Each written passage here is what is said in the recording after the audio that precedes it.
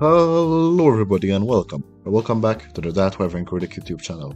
Now today we're back at it again with another What If episode. This time we're going to be wondering what if the Purple Death was in the How to Train Your Dragon movies.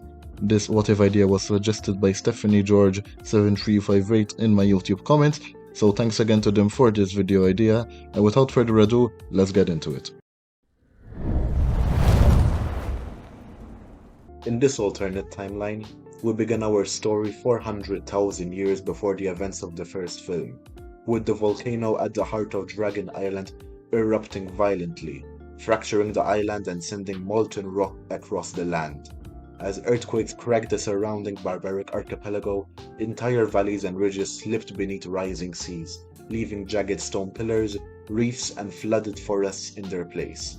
Over time, the volcano collapsed in on itself, turning Dragon Island into a ring of broken basalt cliffs encircling deep, flooded caverns where lava once cooled, while surrounding islands transformed into marshy flats and shallow tidal zones under constant cold winds and shifting sands. The environment changed permanently. Salt-heavy storms began constant reshaping weather patterns across the archipelago. With this new environment, the once common Stoker and Boulder-class dragons like the Gronkel and the monstrous Nightmare were unable to thrive in the wet, wind-lashed lowlands, and they retreated to distant volcanic islands or inland highlands. Without the volcanic heat and stable rock terrain, these dragons vanished from the coasts, unable to find food or warmth in this new habitat.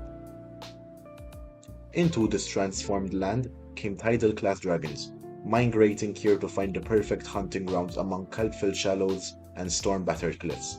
Squadrons established nesting caves in sea stacks, sea shockers hunted in the flooded channels, while thunder drums patrolled stormfronts, drawn by the abundance of fish driven into shallows during tidal surges.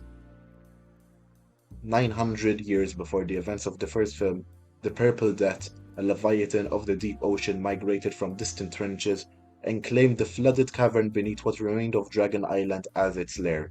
It hunted using whirlpools that pulled prey from the seas, forcing even the powerful tidal-class dragons into submission through its deep infrasonic call that rippled across the water, enforcing a tribute system similar to that of the Red Death in the first film. Under its rule, dragons became raiding coastal human settlements not simply for survival, but to gather offerings of livestock and fish demanded by the Alpha lurking below the sea. Around this time, humans began settling the storm-battered remains of the archipelago, including a small, flat, rocky island that they would one day call Berk. Unlike the towering forests and deep valleys of old, Berk was now windswept, sandy, and flat, ringed with rocky outcrops and beaches littered with driftwood. Crops were scarce and storms defined the seas, but the sea offered fish and the meadows supported sheep. The people of Berk built low stone homes that lashed down with ropes and reinforced docks to withstand the constant tides. In this world, the Dragon Viking War began not in forests, but along windy cliffs and rain-slick beaches. Berk was a windswept, shallow, muddy island where tide ruled daily life. Its people built barricades of driftwood and tide gates to protect sheep and fishing nets from the sea and the dragons that raided alongside every storm. No cliffs rose to meet the sky, only muddy flats, salt marshes, and black sands pounded by restless waves. Dragons were not rare, but constant. Thunder drums, cauldrons, sea shockers, raincutters patrolled the waters while nadders, squirrels, and night furies hunted the skies between storms. The dragons had adapted to the wet, windswept world Berk had become, with Stoker and Boulder-class dragons becoming extinct to these shores. During one raid, Hiccup used his Bolas launcher to launch down a night fury, Toothless, the demon of the stormy skies. He found the dragon in a tide pool among seawood and shattered driftwood, unable to finish the kill and set him free, quickly shifting the tides of the fear that shaped Berk's harsh survival. In the final dragon training, the muddy arena had held captured a thunder drum instead of a monstrous nightmare, roaring with the power of storms. When Hiccup was commanded to kill it, he dropped his blade as was seen in the original timeline and was unable to continue the cruelty that had been passed down through the generations of storm-beaten Vikings.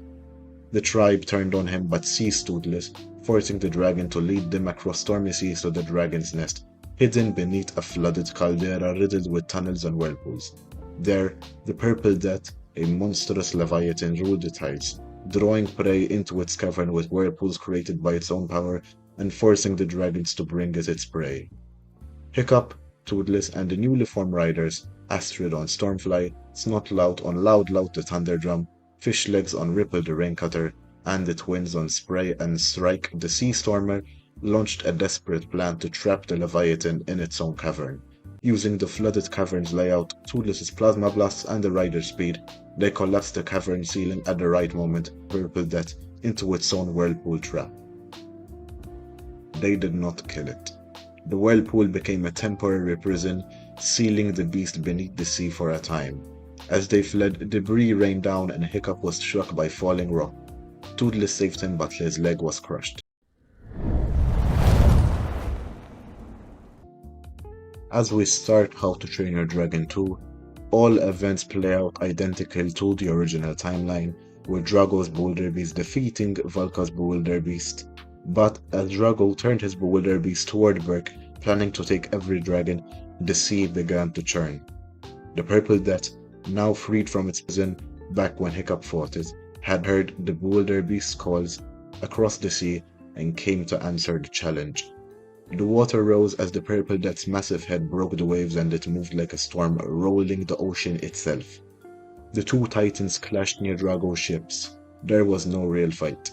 The Purple Death tore into the Bewilderbeast with its massive jaws, dragging it under, slamming it across the ocean floor, breaking ice and bones alike. It was violent and fast, and the sea turned red. Drago's army scattered in terror, ships sinking, men screaming. Drago himself disappeared into the chaos, whether dead or washed away, no one knew. When it was over, the Purple Death surfaced, looking over the wreckage and the terrified dragons that had been forced to serve Drago. For a moment it roared, the sound shaking the air, calling to the dragons around it, but instead of claiming them, it looked over the destruction, as if realizing there was nothing here worth ruling. Then it turned and swam back into the deep, disappearing beneath the waves, leaving the broken ice and drifting bodies behind. Berk was quiet for a time after Drago's defeat, but the sea was not. Without an alpha to guide them, dragons kept living on Berk, helping with fishing and farming, building homes, and protecting the people. Hiccup became the chief, leading while carrying the weight of Stoic's death and the new peace they were trying to build. But the Purple Death was still out there, free, massive, and alone. It started taking territory across the archipelago's outer islands, forcing large tidal-class dragons like Submaripper, Shellfires, and Squadrons to crowd shipping lanes and choke Berk's trade.